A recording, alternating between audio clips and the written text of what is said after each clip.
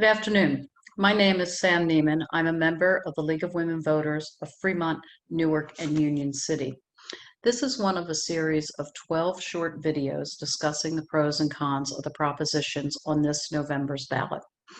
Today, we'll be speaking about Proposition 14, which extends stem cell research funding here in the state of California.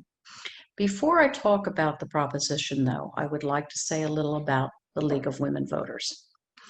The League of Women Voters is a nonpartisan organization. We do not support nor oppose any political party or candidate. What we do is we encourage the active participation in government, and we educate consumers so that they can understand our major public policy issues. And lastly, on issues we have studied and come to consensus on, we will advocate for policy positions. Now, let's go on to Prop 14. This proposition is to extend stem cell research by authorizing $5.5 billion in general obligation bonds to be sold to investors over the next several years. Stem cell research has been very promising. It is a type of regenerative medicine, and it potentially helps many diseases to treat or cure them. Because stem cells can regenerate other cells, tissues, and organs. There has been much research done into everything from arthritis to diabetes. And this is a simple yes or no vote. Do you want to vote for extending stem cell research, or would you rather we not do that?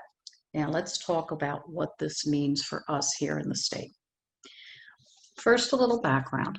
Back in 2004, we voters approved Prop 71, and you may remember back then, stem cell research was very controversial, and it was not being done at the federal level.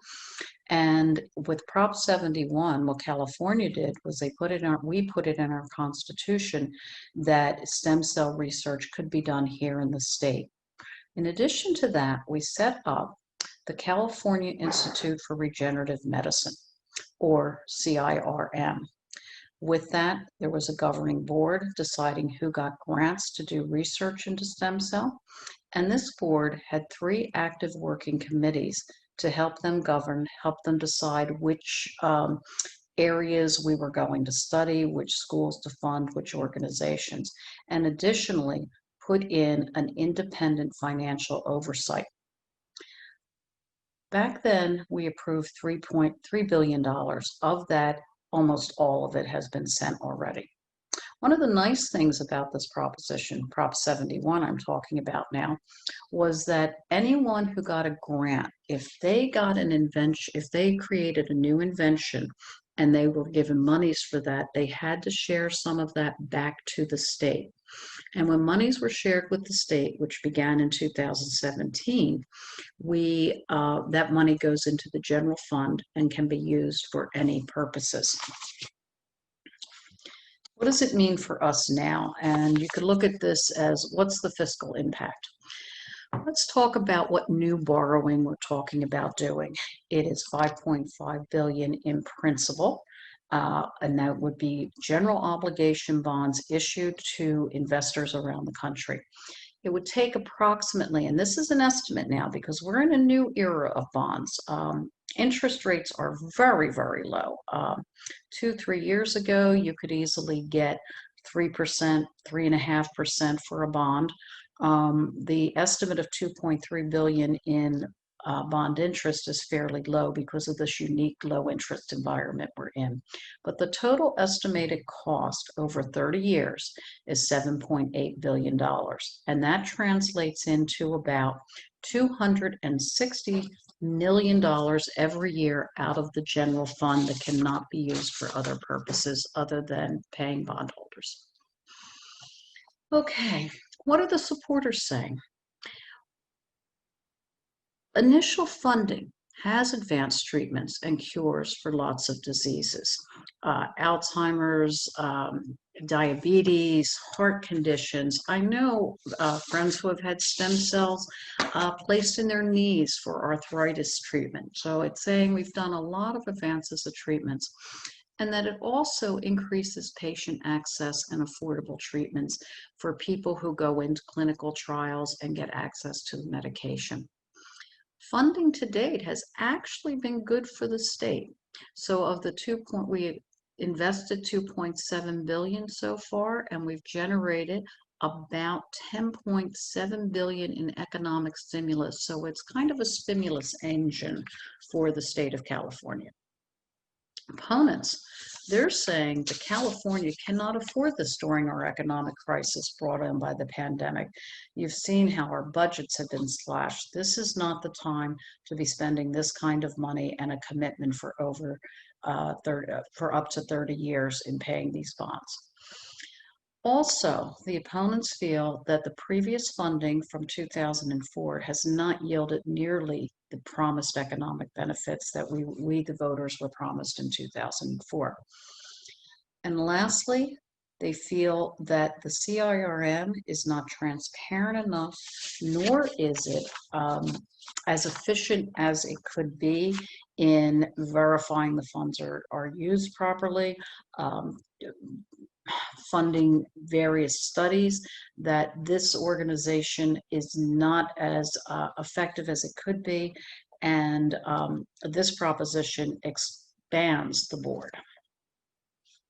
Okay, for me, I always find it a little bit difficult to look at the supporting and opposing arguments and trying to figure out and, if you will, suss out what's really happening. So one of the things that I like to do and the league likes to encourage is that you follow the money.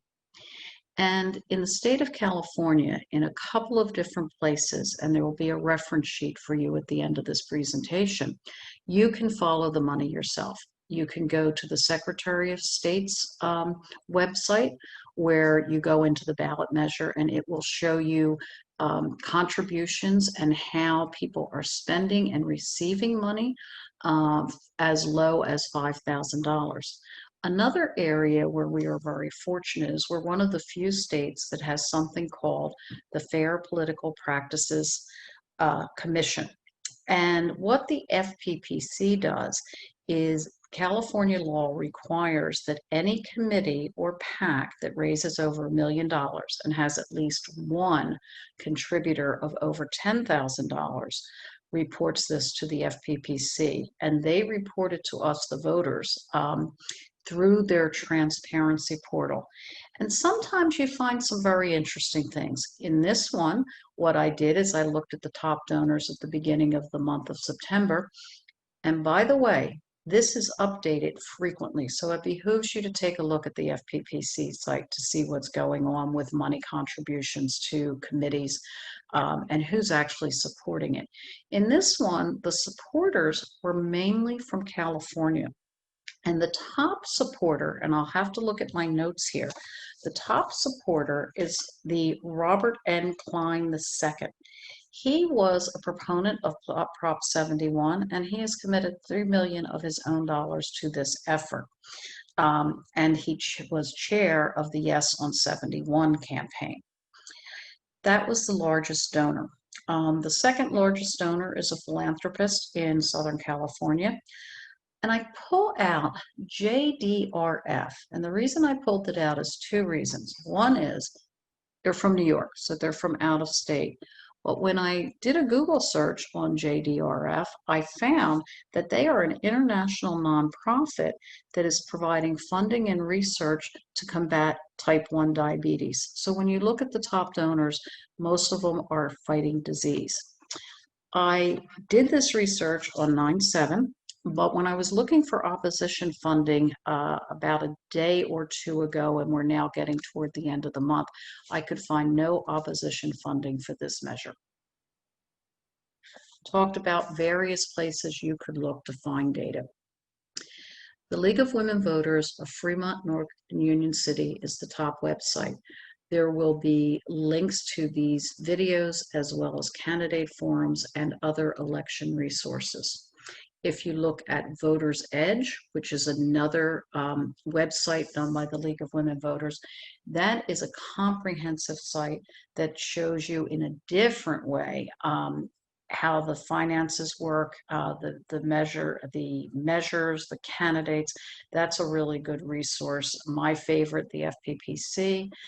Easy Voter Guide. Easy Voter Guide is a nice one, and that's because if you're really busy, and I know many of you are, it gives you an executive overview, a concise reading of all of the measures and candidates. I highly recommend this. This is available in 5 different languages. I don't have those languages memorized, but I do know it is in Spanish, English, Korean. I don't remember all the languages, I apologize. Legislative Analyst Office, that's the LAO. There you can find an analysis of the measures if you want to take a deeper dive on some of the measures. Cal Matters is a great one for young people. It is a snappy website and kind of fun to go through. And Ballotpedia gives you, again, concise information. All of these are nonpartisan and a good way to get information without all the noise that you get in the mail on the telephone. So I invite you to look at any one of these websites and pick what works best for you.